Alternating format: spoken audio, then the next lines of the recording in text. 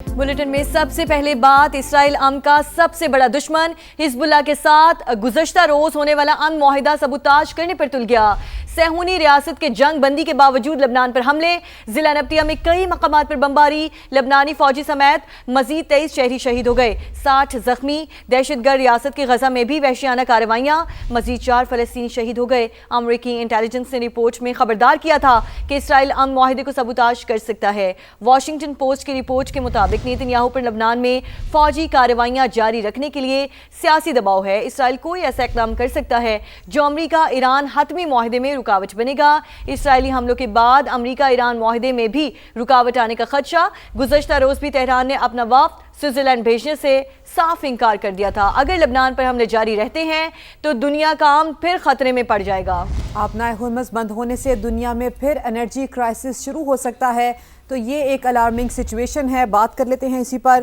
Colonel retired Abid लतीफ़ साहब ने हमें ज्वाइन कर लिया है। आबिद लतीफ़ साहब, गुज़श्ता रोज़ इसराइल और हिजबुल्लाह में सीज़ फायर का मुआहिदा हुआ, उसके बावजूद भी हमले जारी हैं और गुज़श्ता रोज़ ही हमने देखा कि अमेरिका ने भी इसराइल के हवाले से अपना सख्त मौक़िफ़ अपनाया और वाशिंगटन पोस्ट इस अलार्मिंग सिचुएशन की तरफ इंडिकेट कर रहा है कि इसराइल शायद अमन मुआहिदा सबूताज करना चाहता है, इसलिए ये सारी कार्रवाइयाँ की जा रही हैं। अब इसके ऊपर क्या होना चाहिए, इसराइल को कैसे रोकना चाहिए? जी, बहुत शुक्रिया मुझे इनवाइट करने के लिए। जी देखिए, बिल्कुल ठीक कहा आपने, क्योंकि ये देखिए जो द ग्रैंड स्पॉइलर है, बल्कि अब तो स्पॉइलर भी नहीं कहना चाहिए, क्योंकि इसराइल शायद स्पॉइलर से भी सबटियर है, जो कि अब सबटैज करता है सब कुछ। स्पॉइलर तो फिर मैं समझता हूँ छोटी कैटेगरी है नेगेटिविटी की। तो देखें, अब इस पे अब एक्चुअली जो एमओयू साइन हुआ उसके अंदर अगर आप देखें तो ईरान का जो बाकी पॉइंट्स थे जिसके अंदर जिन जिन पे बातचीत काफ़ी हद तक हो गई है, और इन अ वे टेक एग्रीमेंट भी है, जिसमें स्टेट ऑफ हॉर्मज़ का एक मामला है जो 60 दिनों के अंदर उसको कैसे हल करना है, अभी उसको ओपन कर दिया गया है। जो इनरिचमेंट है उसके ऊपर भी बात हो गई है, और उसका भी एक टाइम फ्रेम इन अ वे अगले 60 दिनों के अंदर माहिदे के बाद हल कर दिया जाएगा। इस तरह से उसके जो एसेट्स हैं ईरान के, फिर उसके ऊपर जो सैंक्शंस हैं, इस पे भी बात हो गई है कि उनको बतदरीज ख़त्म कर दिया जाएगा। तो इन सारे मामलात के साथ साथ जो ईरान ने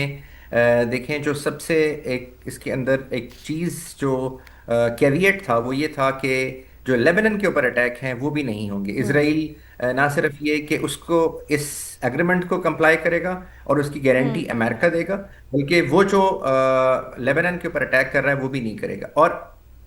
ये अगर आप देखें तो इसराइल उसकी वायलेशन कर रहा है, और इसी वायलेशन का आपने देखा कि कल एक थोड़ा सा गुस्से का इजहार जीडी वैंस साहब ने भी किया, और इसराइल को यहाँ तक कहा कि Israel is a very tiny country, और आप इन अ वे कि आप हमारे America he is the only country जो आपको पूरी दुनिया में सपोर्ट कर रहा है, और आप जो हैं वो इस एग्रीमेंट को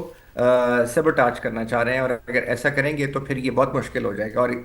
अमेरिकन टैक्स पेयर के ऑन देयर लिवरेज आप ये सारा कुछ कर रहे हैं। तो इसके यहाँ तक बावजूद खबरदार कर दिया कि आप लोगों की सिक्योरिटी भी हमारे हाथों में है, ये भी उनकी जी जानिब से कहा बिल्कुल, गया।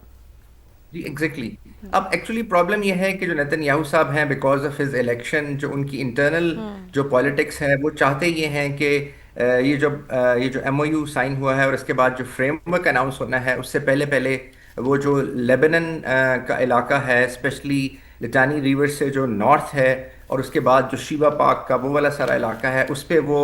पहले ही भी वो एक तरह से एक बफर जोन है कोई अबाउट 12 किलोमीटर्स का, जिसमें इजरायली फोर्सेस जो हैं वो इसमें मौजूद हैं। और इनका जो लेबनान जून में जो इनका आपस में एक सीज फायर हुआ था, जो कि बहुत ही फ्रिजाइल सीज फायर था, उसके अंदर भी यही था, इनका था कि जी हम उस इलाके को मैनेज करेंगे, जबकि वहाँ पे जो लेबनान अथॉरिटी हैं और हिजबुल्लाह है, वो ये उनका ये कहना था कि हम एक पायलट फोर्स के थ्रू इसको मैनेज करेंगे और गारंटी करेंगे कि वहाँ से